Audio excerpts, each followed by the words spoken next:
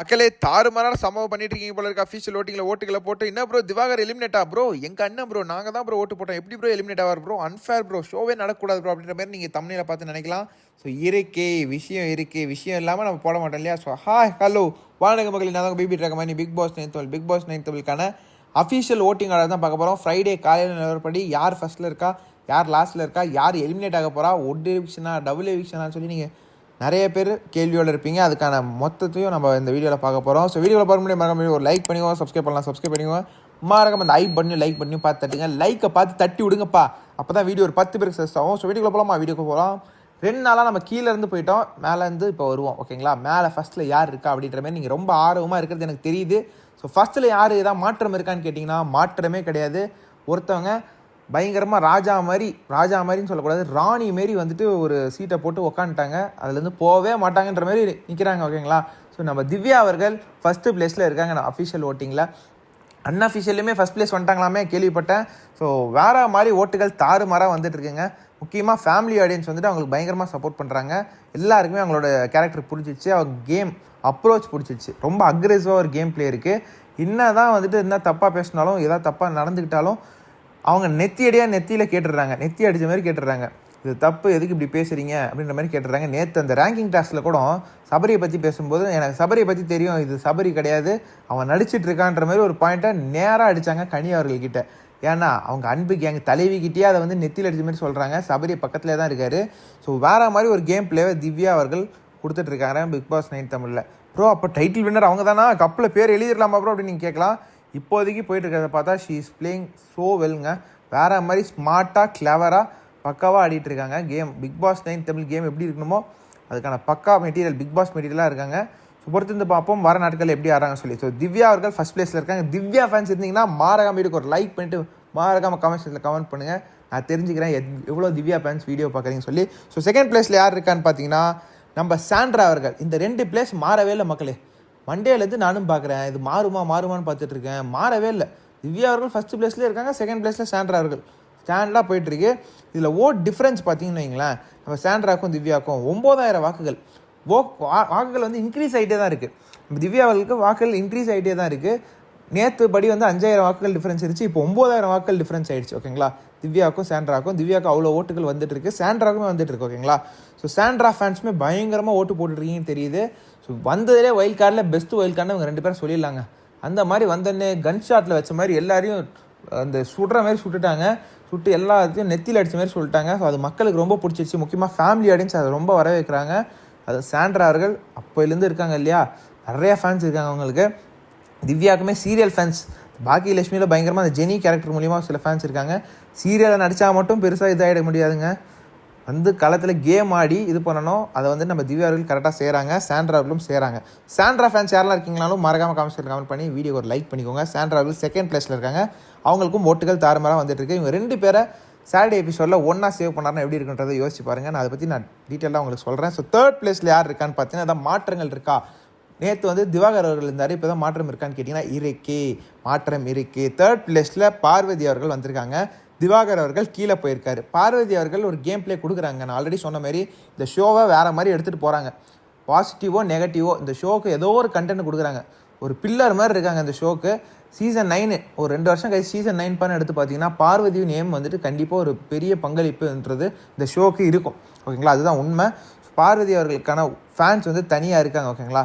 பார்வதி அவங்க பார்வதிடா என் தலைவி தாண்டா வின்னர் அப்படின்ற மாதிரி சொல்கிற ஒரு கேங் இருந்துட்டு தான் இருக்குது.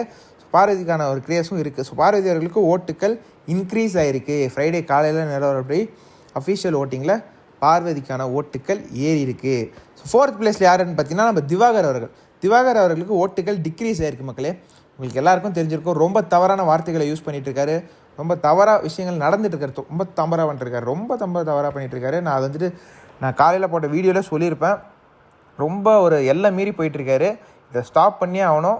இவருக்கு வேறு ஒரு விஷயம் இருக்குது, அதை விஷயம் பிளான் பண்ணிகிட்டு இருக்காங்க. அதை நான் வந்து டீட்டெயில்டாக உங்களுக்கு அடுத்தடுத்த வீடியோவில் சொல்கிறேன், வெயிட் பண்ணிட்டுருங்க, ஸ்டே டியூன். பயங்கரமான ஒரு வீடியோவாக இருக்கும் உங்களுக்கு அது. ஸோ திவாகர் அவர்கள் 4th பிளேஸில் இருக்கார், அவர்கள் ஓட்டு டிக்ரீஸ் ஆகிருக்கு ஓகேங்களா. திவாகர் அவர்களுக்கு இதுக்கப்புறம் இன்க்ரீஸ் ஆகுமான்னு எனக்கு தெரியல மக்களே. இதுக்கப்புறம் யார் ஓட்டு போடணும்னு தெரியல, பயங்கரமான டிக்ரீஸு. ஓட்டுகள் பார்வதி அவர்களுக்கும் நம்ம திவாகர் அவர்களுக்கும் 4000 வாக்குகள் டிஃப்ரென்ஸ் ஓகேங்களா.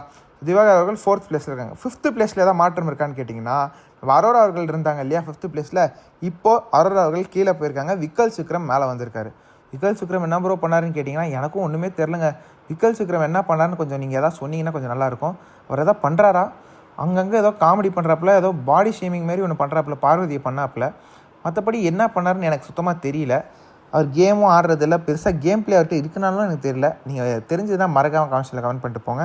அவருக்கு யார் தான் ஓட்டு போடுறா, எதாவது டீம் இருக்கா பின்னாடின்றது எனக்கு தெரியலங்க. ஸோ 5th பிளேஸில் நம்ம விக்கல்ஸ் விக்ரம் இருக்காங்க. ஸோ 6th பிளேஸில் யார் இருக்கான்னு பார்த்தீங்கன்னா நம்ம அரோரா அவர்கள். அரோரா அவர்கள் பியூர் அண்ட் பியூர் வந்துட்டு மக்கள் சப்போர்ட் கொடுக்க ஆரம்பிச்சிட்டாங்க. ஆல்ரெடி சொன்ன மாதிரி பயங்கரமாக சப்போர்ட் கொடுக்குறாங்க. சில பேர் கமெண்ட் போடுறீங்க, ப்ரோ சப்ஸ்கிரைபர்ஸ் இறங்கிட்டாங்க ப்ரோ, கொம்ப இறங்கிட்டாமாமா அப்படின்ற மாதிரி அவங்களோட சப்ஸ்கிரைபர்ஸ் இறங்கிட்டேன் ப்ரோ.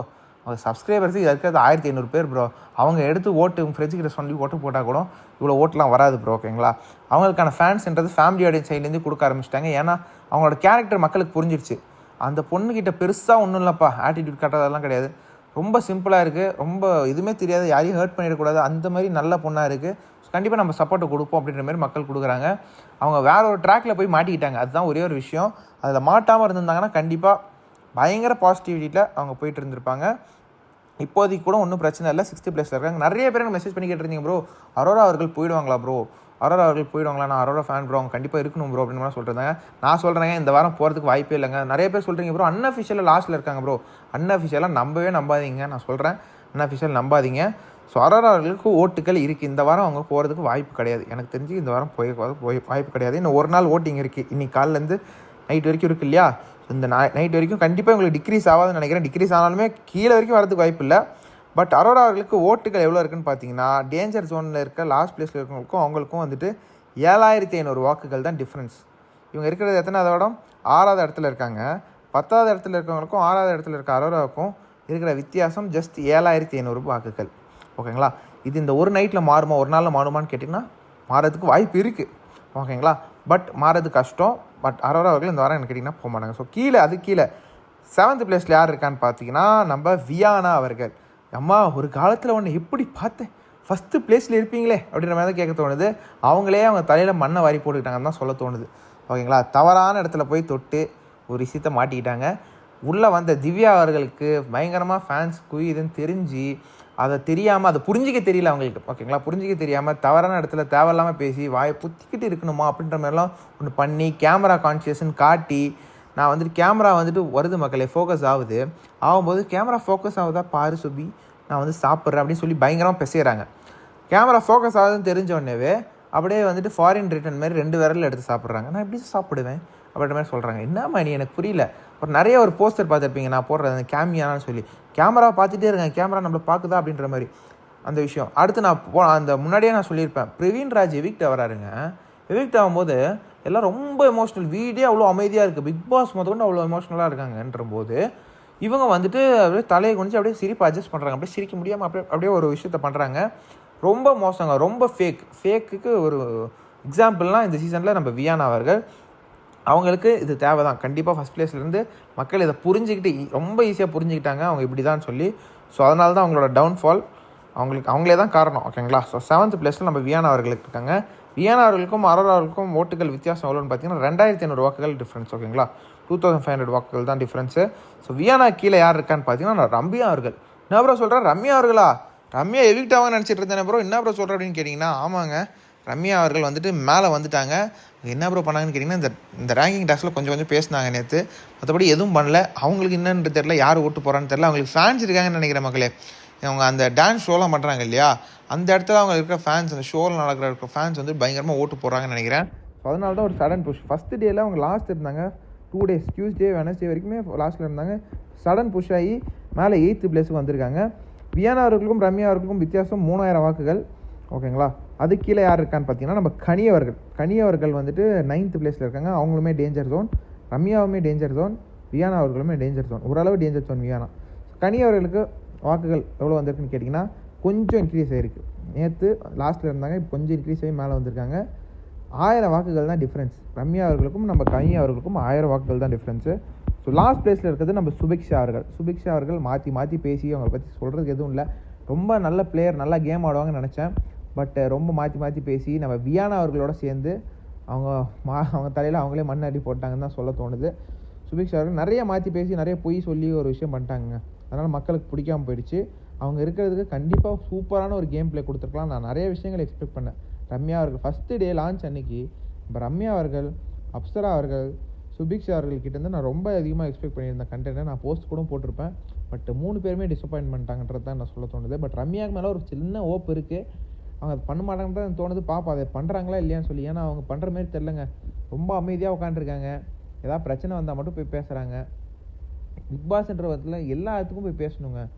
நம்ம பிரச்சனையாக இல்லைன்னா கூட நம்மளோட கருத்தை போய் எடுத்து வைக்கணும். அதான் பிக் பாஸ். அவங்க மற்ற நேரத்தில் ரொம்ப அசதியாக ஒரு மாதிரி லேசியாக உட்காந்துருக்க மாதிரி எனக்கு தோணுது. ஸோ நீங்கள் சொல்லுங்கள் ரம்யா அவர்கள் எப்படி இருக்காங்க சொல்லி. ஸோ சுபிக்ஷா அவர்கள் லாஸ்ட்டில் இருக்காங்க. சுபிக்ஷா அவர்களும் கனி அவர்களுக்கும் ஓட்டுகள் டிஃப்ரென்ஸ் எவ்வளோன்னு பார்த்தீங்கன்னா அதுவுமே 1000 வாக்குகள். ஓகேங்களா. ஸோ எல்லாமே ரம்யா பாருங்கள், சுபிக்ஷா கனிக்கும் 1000 வாக்குகள், கனி ரம்யாவுக்கு 1000 வாக்குகள், ரம்யா வியானாக்கு வந்துட்டு 3000 வாக்குகள். ரொம்ப ஒரு மாதிரி மைன்யூட்டாக தான் போயிட்டுருக்கு. ஸோ இதில் யார் சேஃப் ப்ரோ அப்படின்னு கேட்டிங்கன்னா திவ்யா அவர்கள், சாண்ட்ரா அவர்கள், பார்வதி அவர்கள் இவங்க எல்லாருமே சேஃபுங்க. ப்ரோ அப்போது என்ன ப்ரோ விக்கல் சிக்ரம் திவாகரனெல்லாம் சொல்ல மாட்டியா ப்ரோ கேட்டிங்கன்னா விஷயம் இருக்குது. அதை பற்றி நான் அடுத்த வீடியோவில் டீட்டெயிலாக சொல்கிறேன்.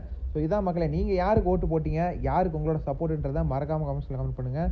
யார் எலிமினேட் ஆகணும், உங்களுக்கு யார் எலிமினேட் ஆகணும், சிங்கிள் எவிக்ஷனாக இருந்தால் யார் எலிமினேட் ஆகணும், டபுள் எவிக்ஷனாக இருந்தால் யார் எலிமினேட் ஆகணும், இந்த 5 பேரில் யார் எலிமினேட் ஆகணுன்றதை மறக்காமல் கமெண்ட்ஸில் கமெண்ட் பண்ணுங்கள். அடுத்த வீடியோ செஞ்சுக்கலாம். நன்றி, வணக்கம்.